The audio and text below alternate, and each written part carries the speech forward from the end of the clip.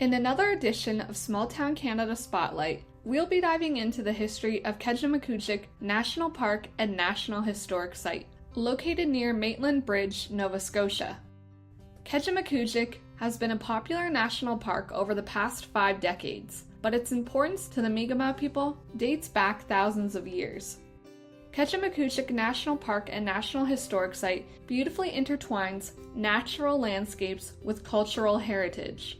The park is located on the traditional lands of the Mi'kmaq, who historically used the area as a hub for canoe routes due to its convenient portages. In addition to these travel routes, the cultural landscape of Kejimkujik features Mi'kmaq petroglyphs, habitation sites, fishing sites, hunting grounds, and burial sites. There are a few interpretations of how the park got its name. Some say that Kejimkujik can be translated to tired muscles in the Mi'kmaq language, which would relate to the physical effects of an often long canoe trip through the area's waterways from the Bay of Fundy to the Atlantic coast. Other sources interpret it meaning to be swollen waters or attempting to escape instead. Parks Canada notes that the region got its name from a word in the Mi'kmaq language, Kejimkujik, which actually means little fairies.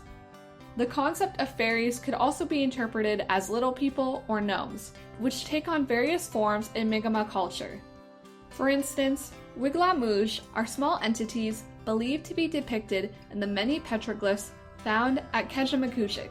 Historically, Kejimkujik Lake, the second largest freshwater lake in Nova Scotia, was known as Fairy Lake before being named Kejimkujik when the park opened over 50 years ago. Even to this day, one of its bays is still called Fairy Bay. One of the most significant travel routes for the Mi'kmaq was the Mersey River. This river drains into areas deep inland, including Kejimkujik Lake, before flowing into the Atlantic Ocean.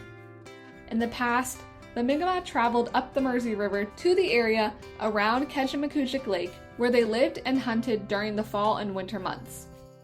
This seasonal movement coincided with the inland migration of caribou, which was an essential food resource for the Mi'kmaq. Historically, the Mi'kmaq would make their mark during these journeys by creating stone carvings called petroglyphs on protrusive slate bedrock along the shore. These petroglyphs, dated to the 1700s and 1800s, depict scenes from the traditional Mi'kmaq way of life shortly after European colonization of the area, illustrating aspects of hunting, fishing, and wildlife, as well as sailing ships, horses, and other aspects of European colonial culture. Currently, they can only be viewed on guided tours as a way to honor and protect these significant images. Before being established as a national park, the area of Kejimkujik Lake was a popular tourist destination for sport fishing and hunting.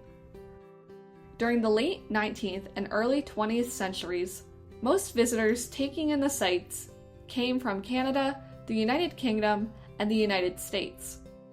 Many cabins and lodges were built around the eastern shores of Kejimkujik Lake to accommodate the growing number of tourists, some of whom included notable guests such as baseball player Babe Ruth and author Zane Grey. In 1969, the Government of Canada designated the wilderness area surrounding Kejimkujik Lake as a National Park of Canada. This label allowed the government to protect the region's Mi'kmaq history, its intact old-growth Acadian forest, and various rare wildlife communities. For over 5 decades, outdoor enthusiasts have been enjoying this stunning national park, which offers a range of activities, including hiking, biking, camping, canoeing, and exploring the Mi'kmaq petroglyphs. Additionally, it boasts an impressive variety of reptile and amphibian species, more than anywhere else in Atlantic Canada. Kejimkujik, affectionately known as Keji, was designated a National Historic Site in 1995 in addition to its status as a national park.